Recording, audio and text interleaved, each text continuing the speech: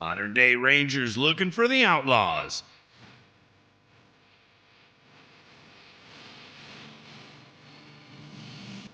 Welcome back to our final segment of Inside the News. My name is Guy Wehman. We've got Frank Vernuccio with us and Ben Brunson as well.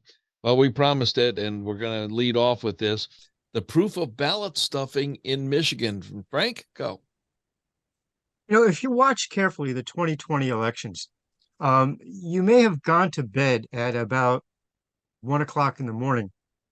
And in some of the key battleground states, you saw that Trump was marginally ahead. In many cases, poll watchers were kicked out, reporters left, and lo and behold, at 3 or 4 o'clock in the morning, ballots were found in a variety of battleground states, just enough to put Joe Biden ahead of Donald Trump. If that doesn't raise your suspicion, I don't know what will. But the fact is, as Trump and his people have attempted to uncover what's going on, they've been hit with prosecution as they made reasonable calls, as I think anybody would. Hey, what's going on in your state? Can you find any votes? Because this doesn't look real to me. Those questions have now been criminalized. And that's the basis of the prosecutions against Trump, against not only Trump, but his entire team. Look at the list of names that have been called. Even the lawyers of Donald Trump have been called, in many cases in violation of the Sixth Amendment to the Constitution, right to counsel, and 200 and something years of precedent about the secrecy, the sanctity of your discussion with your legal counsel. All that's been tossed out the window. Ben, that brings up this Project 65. And Project 65 is going after lawyers and trying to disbar them if they're supporting Donald Trump. And that is scary in itself. So there's this band of people, this Project 65, that are going after all these attorneys. Ben, go. Well, hopefully that will fail, but let's go back to Michigan. Investigative journalists have uncovered police reports that go back to October before the last election, in which local ballot watchers had referred a very suspicious scenario where around 10,000 voter registration cards that all looked like they'd been filled out in similar fashion by the same handful of people were referred to the police. The police investigated.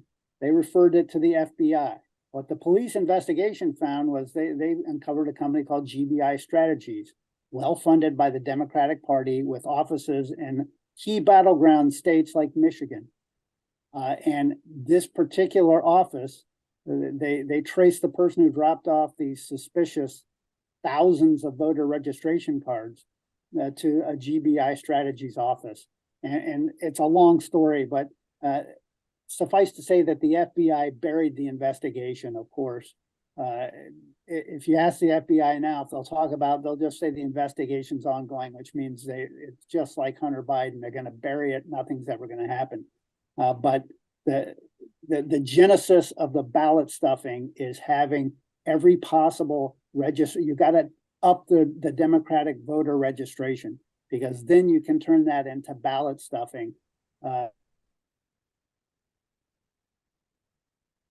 And with the ballot stuffing here, Frank, what happens is that you have states, we're talking about Michigan, Tudor Dixon could have been in.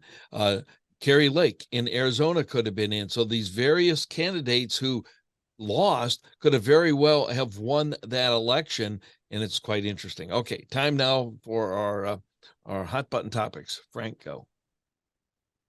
Tying together two topics we talked about today, the death of America's cities, and how the administration has reacted to it, and also how the administration reacted to the crisis in Maui. Governor Hochul and Mayor Adams of New York City and New York State, respectively, both Democrats, have begged and pleaded Joe Biden for permission to use some federal sites to house the extraordinary number of illegal immigrants coming to the city of New York.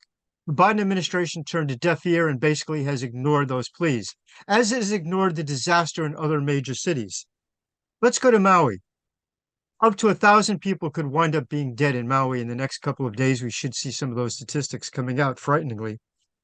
The administration wouldn't even respond with our hearts and minds go out to them, something as simple as that. what do these two things together tell us? They tell us this is an administration that is apart from the American people. It is an administration that doesn't care. You talk about 1,000 people dead in Maui, possibly.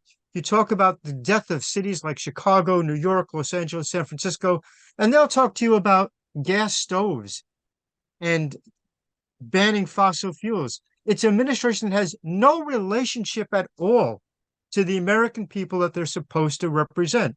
That's going to be, I think, the story of the decade, if not the century. Okay, Ben, your hot button topic. Good news on the Pentagon. Emerging priority is the sixth generation fighter, affectionately known as the NGAD, or Next Generation Air Dominance Fighter.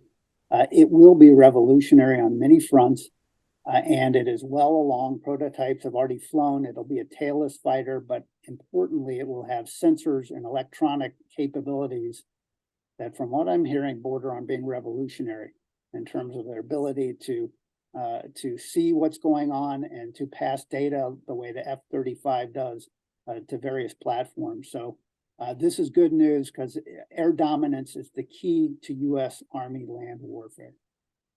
And that's Ben Brunson. He's the author of The Falstaff Enigma and Esther Sling. You can find him at benbrunson.com, amazon.com. Frank Vernuccio with the American Analysis of News and Media, usagovpolicy.com.